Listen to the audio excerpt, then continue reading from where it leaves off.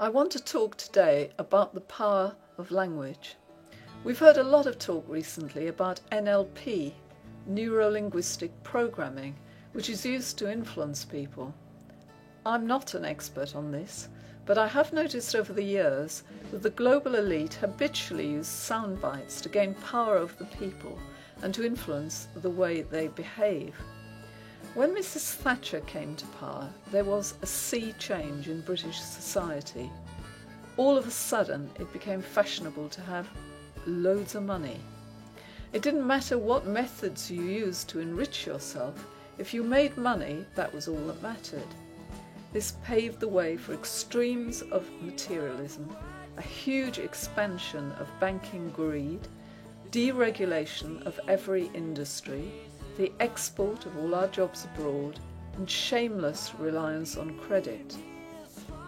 The global elite had to find a suitable soundbite to bring about this sea change, and the soundbite that they discovered was this: the politics of envy.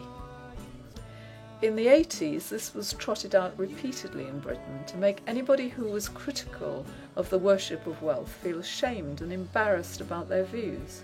If you were critical, it was because you were envious. That was what the soundbite influenced people into believing.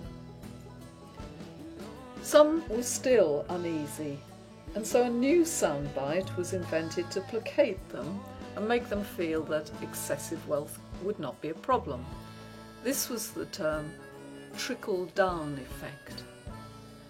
Don't worry about the unrestricted growth in executive pay, we were led to believe. Making some people rich means that everybody will benefit. Well, we now know that was a lie.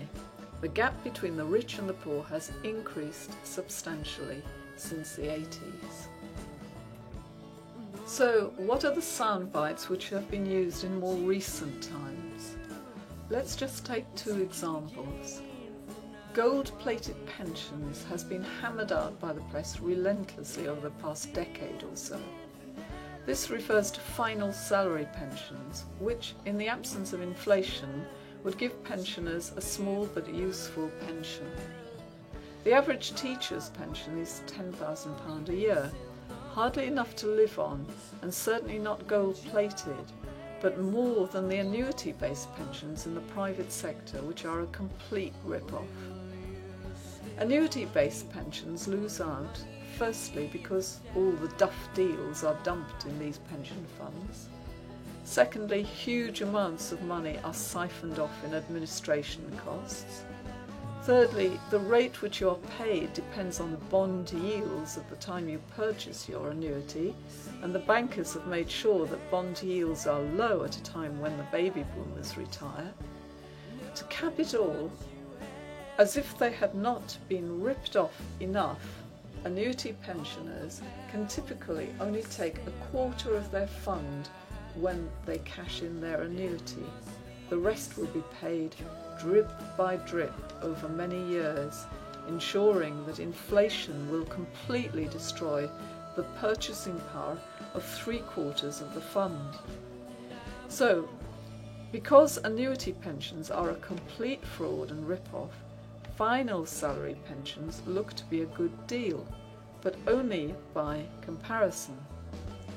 What should happen is that annuity pensioners should rise up in anger at the way they've been ripped off.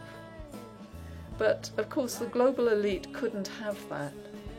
So what they did was they invented the term gold-plated pensions, which had the effect of distracting the annuity pensioners into feeling anger at those pensioners who had been ripped off a little less.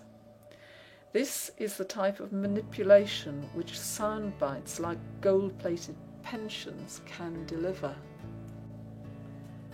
Finally, the most powerful soundbite of all, conspiracy theorist. It's been used to completely silence debate, however legitimate that debate is. But the problem for the globalists is that it's been overused.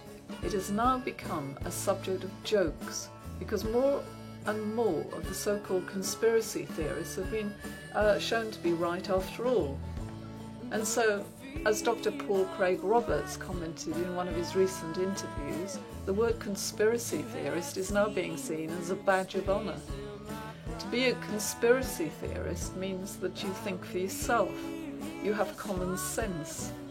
A conspiracy theorist looks at the demolition of Building 7 of the World Trade Center and sees all the hallmarks of a controlled demolition.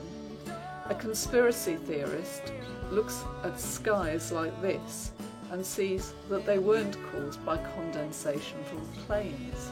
A conspiracy theorist thinks that the photo taken in the Situation Room was a posed photo. Yes, the interesting thing about sound bites is that we conspiracy theorists have started hitting back. Financial terrorism was a term first used by Max Kaiser to show people that the bankers are far more of a threat than any ordinary terrorists. Meanwhile, the press sing to the tune of the global elite, so that we've stopped believing anything they say. Prostitutes was the soundbite used by Gerald Celente, and it is gaining ground. Nowadays, we conspiracy theorists read newspapers only so that we can find out what the latest propaganda is. Reading between the lies, as I like to say. And finally, let me try to introduce my very own soundbite. I like to say that we in Britain live in a democratatorship. What this means is that we have the appearance of freedom, and by the standards of some regimes, maybe we do have some semblance of freedom. But the reality is that most of us feel that we simply don't count in modern Britain. We have no voice. Our views will not be heard, and elections are just a piece of theatre, which create the illusion that things will change. In reality, we conspiracy theorists know that both the right and the left are bribed by the same powerful elite. They call it lobbying.